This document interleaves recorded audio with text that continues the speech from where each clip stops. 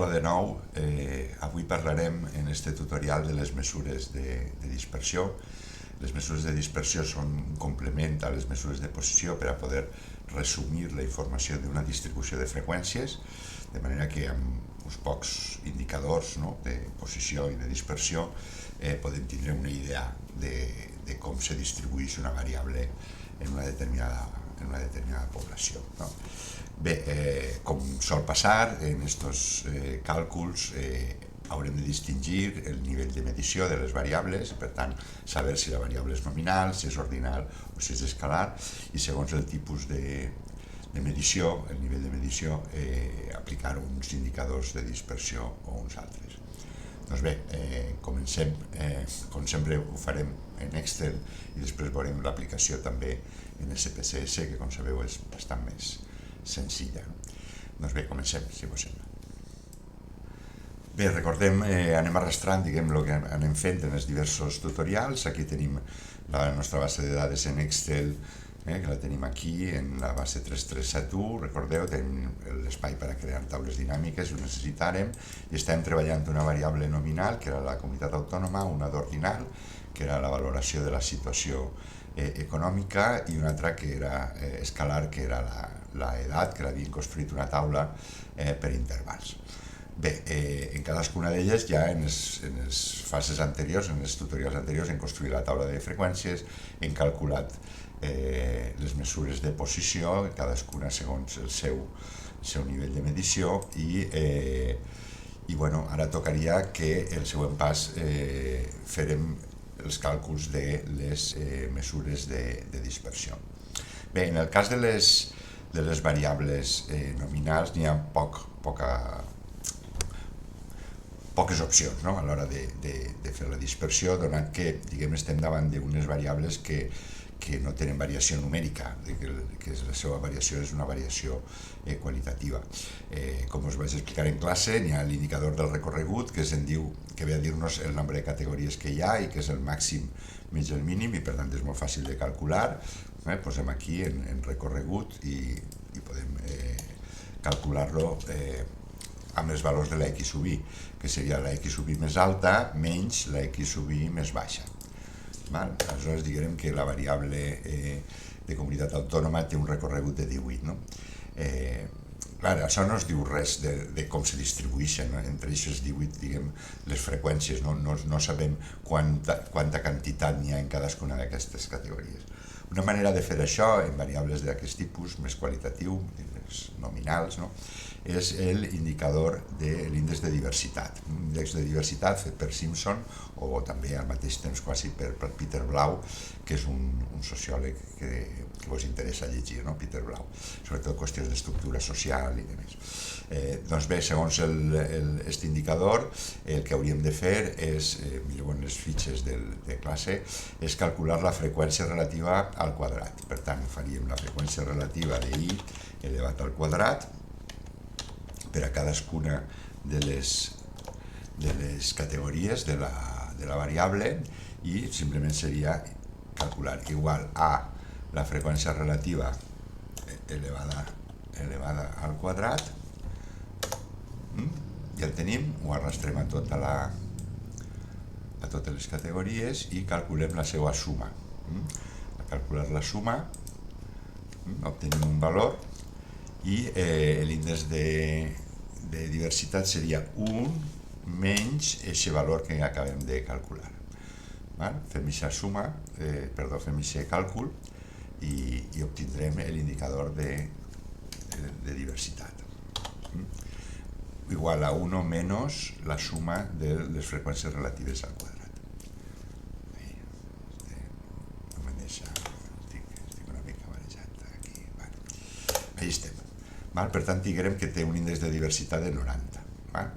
Clar, és lògic pensar, o es pot pensar, que quan més categories hi ha, l'índex de diversitat serà més alt. De forma que per a poder fer comparacions, el que es fa és calcular el que s'anomena índex de variació qualitativa, que és una estandardització de l'índex de diversitat. Aquest índex de variació qualitativa, mireu en els apunts, veureu que és el nombre de categories dividit pel nombre de categories menys 1, multiplicat per l'índex de diversitat. Per tant, seria igual a el nombre de categories, que són 19,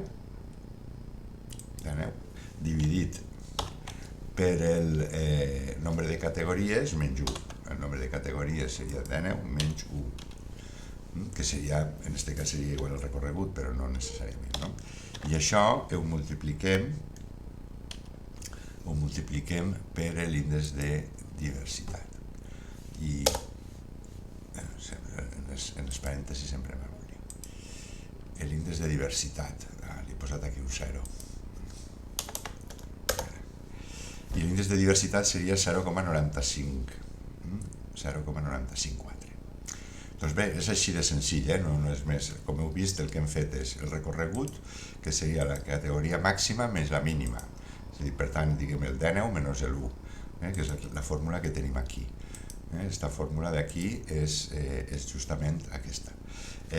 Després l'índex de diversitat, que és la freqüència relativa al quadrat en totes les categories, sumada, li posem el separador perquè quede clar, li posem en les vores, li posem una vora dalt i una vora baix, i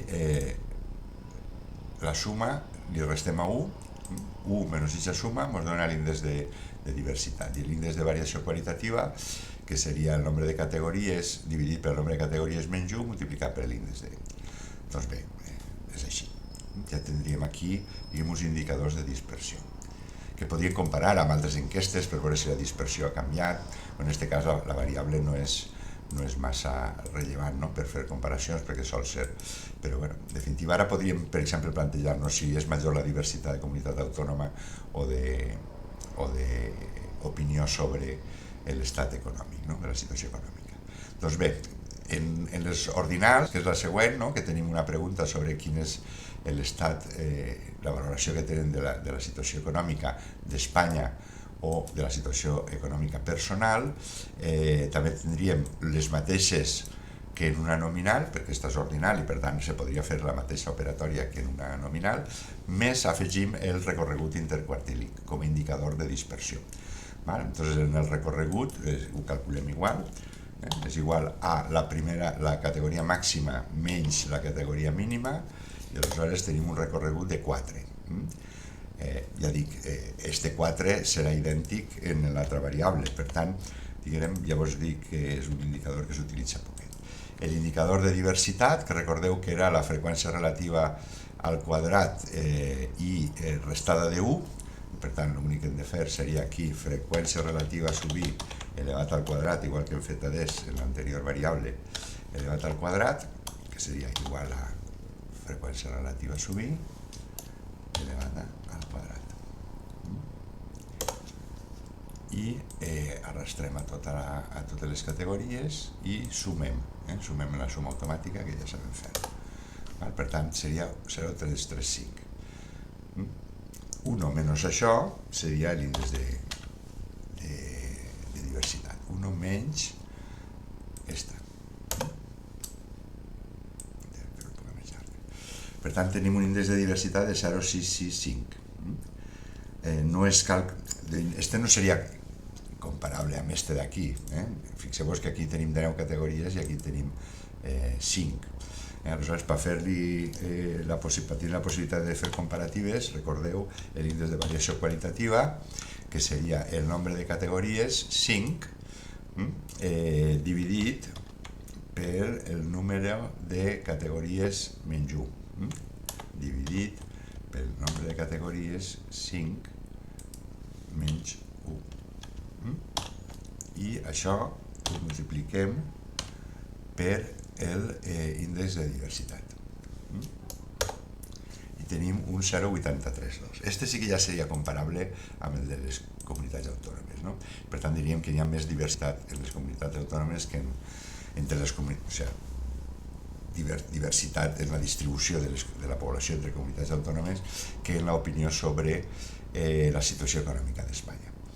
Podríem voler saber què passa amb l'opinió respecte a la situació econòmica personal, no? Simplement, com que estan situats en la mateixa distància i en les mateixes files, columnes, aleshores sí podem copiar directament les fórmules que hem fet, no?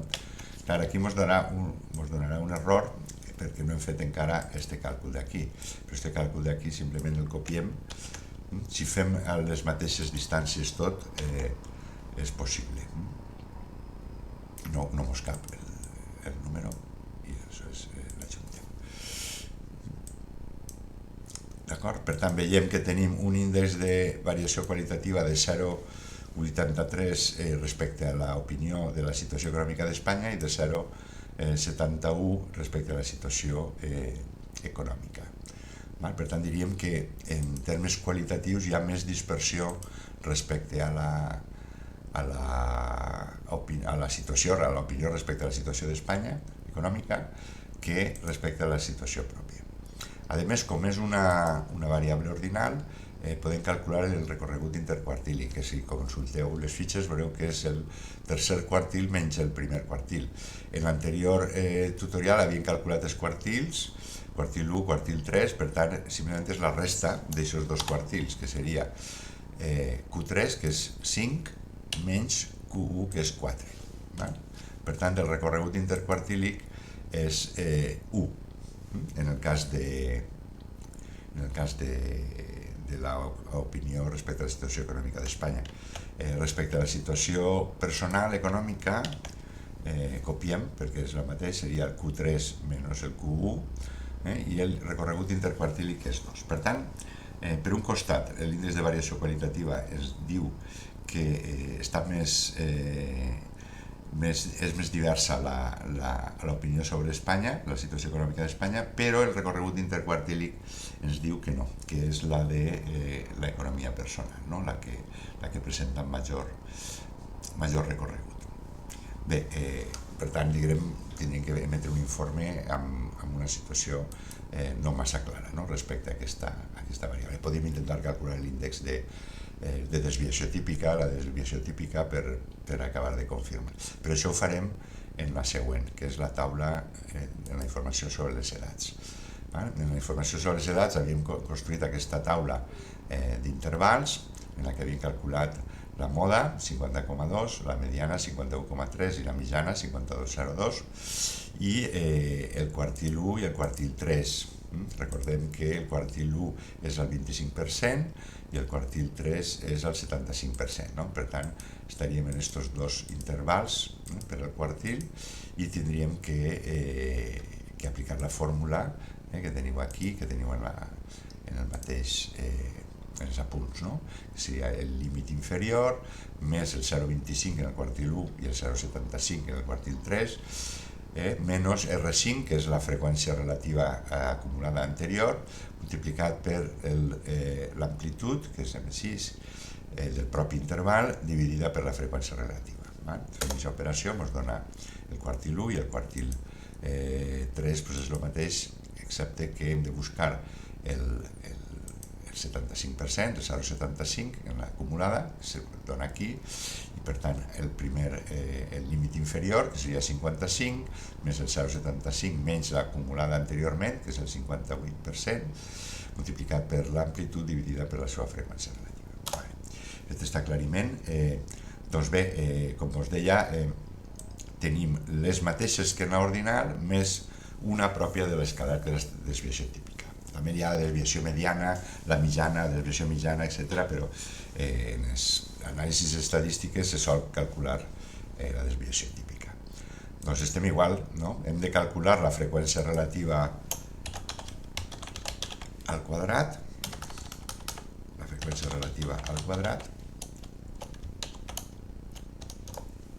que seria igual a la freqüència relativa, aquí la tenim, elevada al quadrat, i arrastrem tot i sumem. Molt bé. Aleshores la desviació, l'índex de diversitat seria igual a 1 menys aquesta suma, 0,84. voleu una mica més de precisió, augmenteu un decimal. Bueno, no calia. D'acord? Molt bé. I l'índex de variació qualitativa, que seria la estandarització de so per nombre de categories, en aquest cas tenim 1, 2, 3, 4, 5, 6 i 7 categories, per tant seria 7 dividit per 7 menys 6, menys 1, 6, multiplicat per l'índex de diversitat. Molt bé, 0,98. 0,98, per tant, de tots els que hem calculat, de tots els índexs de variació qualitativa, tenim el 0,95 de les comunitats autònomes, el 0,83, 0,719 de la situació econòmica i aquí un 0,98. També podríem calcular el recorregut interquartílic, igual que hem fet en l'ordinal, que era el Q3 menys el Q1, per tant 63,99 menys 38,59, i per tant té un recorregut interquartílic de 25. I finalment la desviació típica, que és una mica més complexa de calcular. Aquestes dades ens servirien per a comparar distribucions poblacionals diferents moments del temps. Esta és una enquesta del 2022, podríem fer una anàlisi d'una enquesta del 2020 i veure com ha canviat, o d'un altre país, per veure quina és l'estructura d'edats més dispersa de les dues, dels dos moments del temps o dels dos espais. Per a calcular la desviació típica, recordeu la fórmula, hem de calcular primer la variança i després treure l'arrel quadrada. La variança era la distància entre cada valor i la mitjana. Anem a calcular primer això, per tant seria x sub i menys la mitjana, anem a posar-la com si fos una x majúscula, i això què és? Això és igual a la marca de classe, que seria la x sub i aquí, per tant seria aquesta casella, menys la seva mitjana. La seva mitjana és aquesta. I com que anem a anar baixant, el que volem és fixar la fila. Necessitem fixar la fila perquè no canvi aquesta casella, estiga fixa, i només vagi canviant aquesta d'aquí.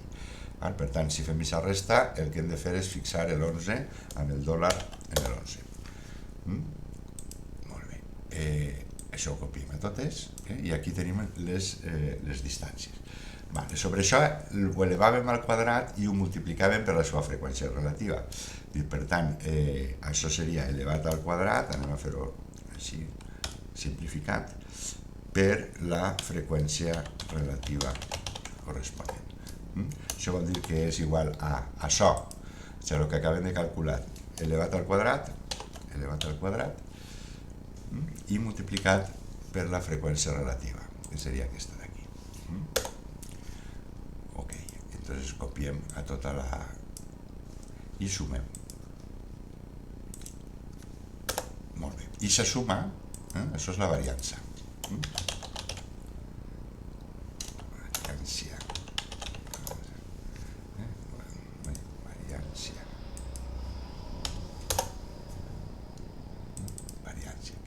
I la desviació típica seria l'arrel quadrada.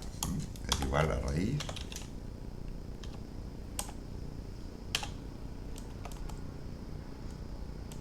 arrel, perquè està en valencià, en el vostre serà, si està en castellà serà raïs o square, l'arrel de la variança. Per tant, té una desviació típica de 17,75 anys. Aleshores podem distribuir, o sigui, podem resumir la distribució d'edats d'aquesta taula com una distribució que té de mitjana 52 i de desviació típica de 7,75. Molt bé, això és tot en l'Excel, és a dir, que això seria la forma en què calculem les dispersions, en l'Excel a partir de les taules de freqüències que hem obtingut bé per l'Excel o bé per l'SPSS. Molt bé, si ho farem en l'SPSS seria una mica diferent i passem a veure-ho. Si tenim la base de dades en l'SPSS podem veure la matriu en la vista de datos o les variables en la vista de variables. Recordem que estem treballant en la comunitat autònoma, estem treballant en els ordinals de situació econòmica d'Espanya i situació econòmica personal, o sigui, la valoració, i estem treballant també en els grups d'edat que havíem construït. Doncs bé, anem a començar per la nominal, que seria la comunitat autònoma, i per tant, en estadísticos descriptivos anem a freqüències. Si tenim el grup d'edat ja posat, doncs ja està, i si no, posem la comunitat autònoma, la comunitat autònoma, i en estadísticos tenim, com veieu aquí, per a les nominals tenim poca cosa, tenim el rango i ja està. Ja no volem els quartils, la media, la mediana, no, la mediana ni la moda, i per tant aquí no està l'índex de variació qualitativa, no està l'índex de diversitat.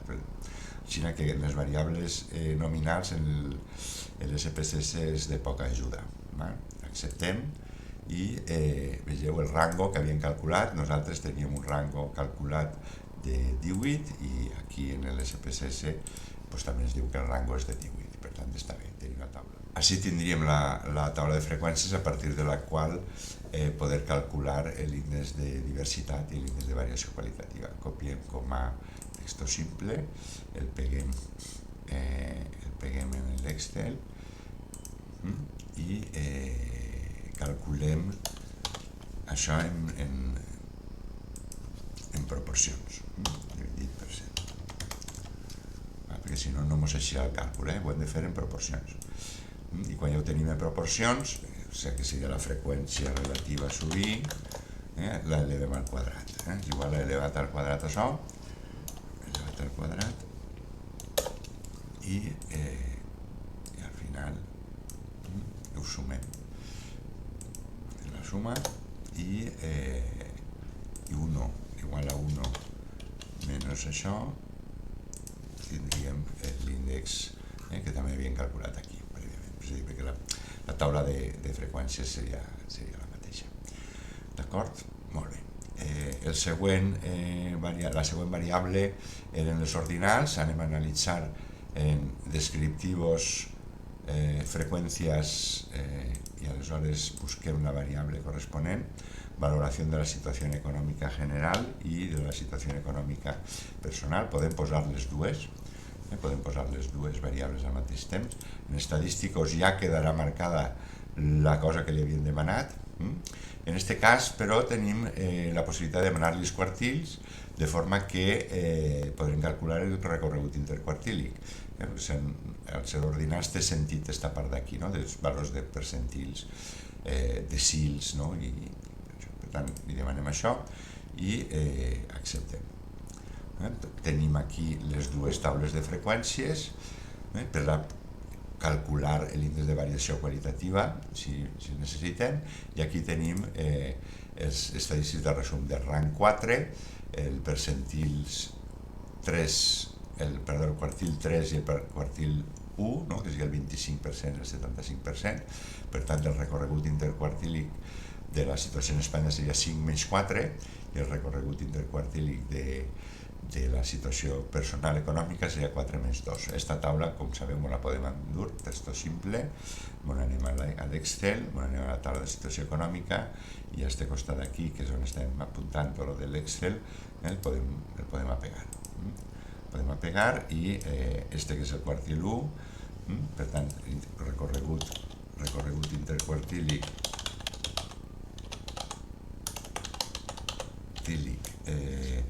seria igual al Q3, que és 75, menys el Q1, que és 25, i això ho copiem al costat i tenim els dos recorreguts interquartílics, que són coincidents.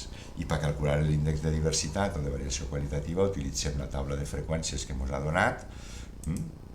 Aquestes dues taules de freqüències les transformem en proporcions, no les podem utilitzar com a percentatges, les transformem en proporcions i aleshores ens apareix una taula com aquestes i repetir, seria fer-ho igual.